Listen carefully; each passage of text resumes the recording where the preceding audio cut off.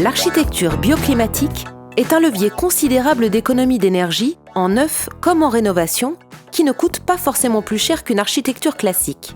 On parle d'architecture bioclimatique lorsqu'une construction est pensée pour s'adapter à son environnement et profiter ainsi d'un maximum d'apports naturels et gratuits. Cet environnement, c'est en premier lieu le terrain sur lequel le bâtiment est construit, ses pentes, son exposition au vent, mais aussi son altitude et bien sûr son climat.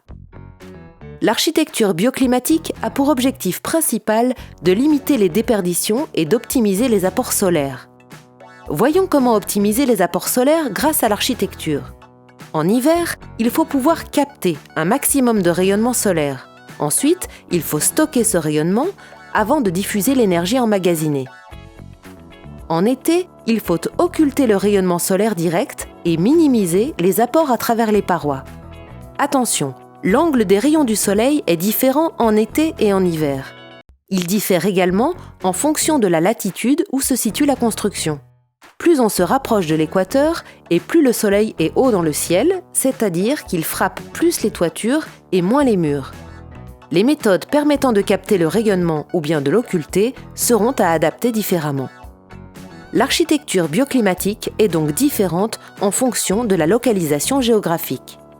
Dans les zones à fort écart de température, dans les climats que l'on appelle continentaux, comme à Strasbourg ou à Grenoble par exemple, l'architecture bioclimatique prend une importance prépondérante car elle peut permettre des économies importantes en été et en hiver. Au-delà du mot bioclimatique, on retrouve un état d'esprit qui s'étend jusqu'à la notion d'éco-construction.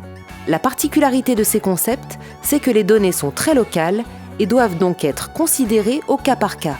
Même si le principe reste le même, les solutions sont à chaque fois différentes.